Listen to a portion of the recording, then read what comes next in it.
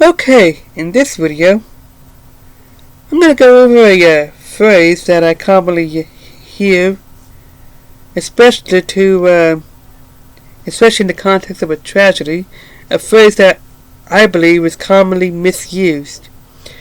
Misused but with good intention. Now, and it is, hold on a second, let me put it back to you. A phrase that, well, here it is.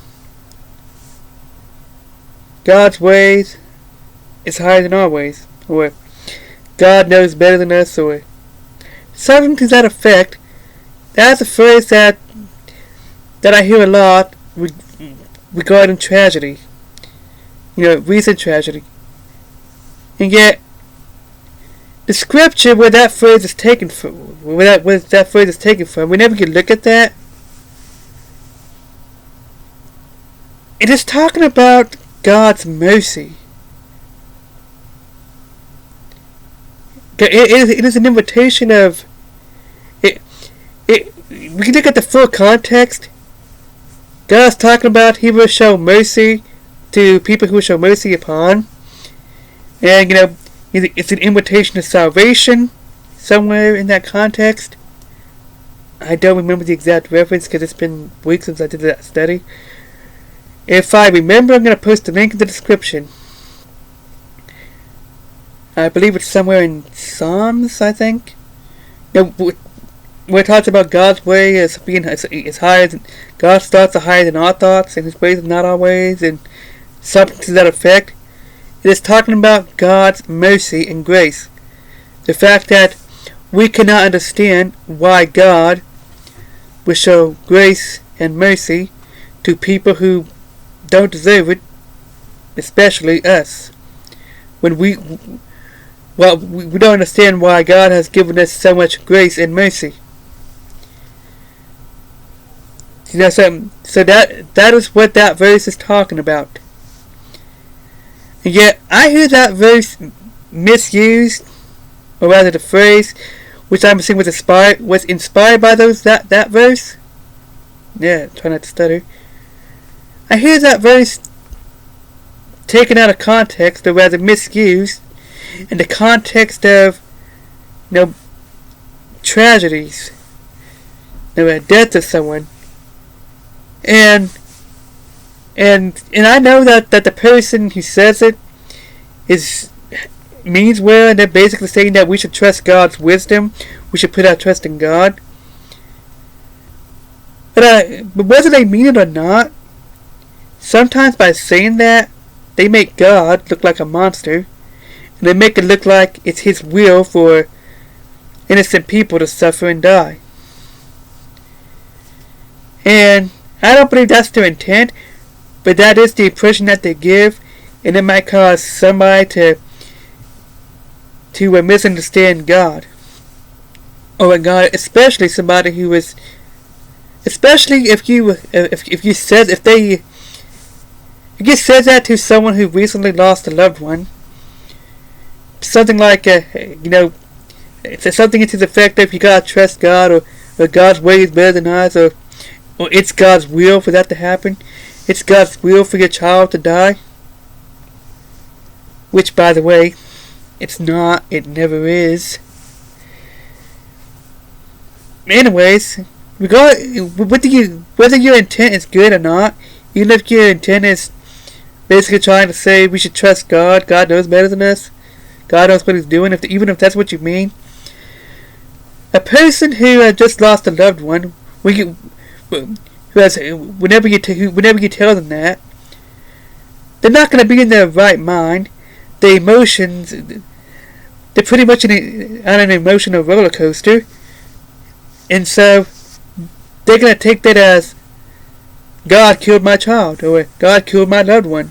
That's how they're going to interpret it.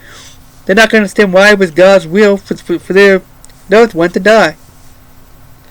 That kind of misunderstanding would lead people away from God. And yet, that's not even what that means.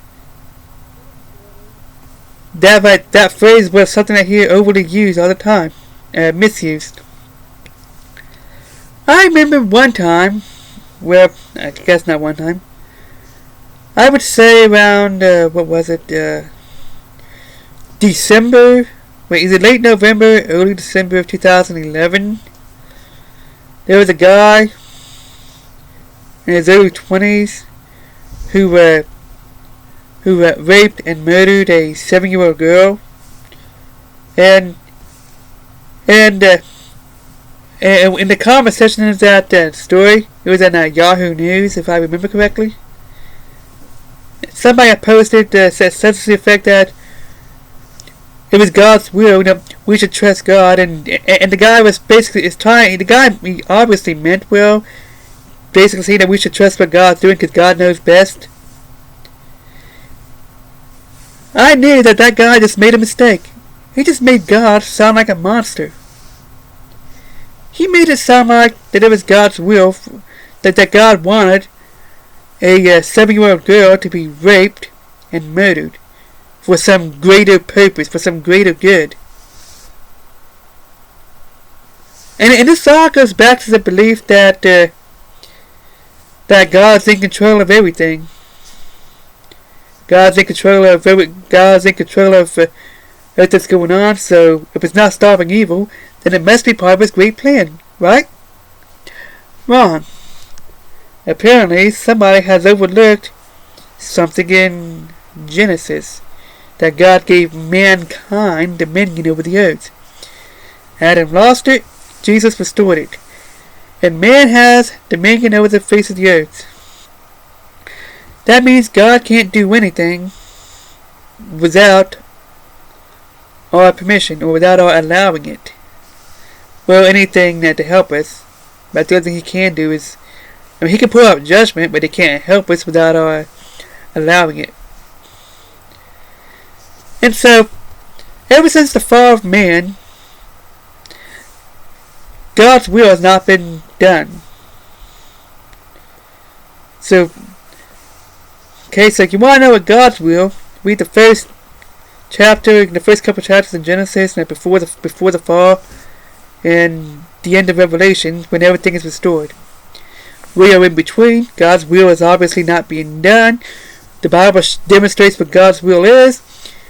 We can look around us and see it is not being done. Okay? There's stuff that happens in this planet that is nowhere near God's will.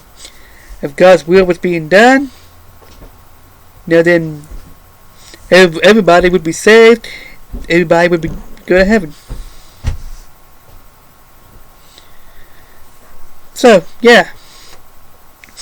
So, we know that God's will was not being done, which is another part of that belief, that we should trust God. God's way is higher than ours. That's why it's not doing anything to stop it. So, ignore that background noise. So, anyways, again, the true meaning of that scripture is, when you look at that context, God is talking about His mercy and grace in that verse of scripture, that where that phrase likely was started from, about God's way being higher than our ways.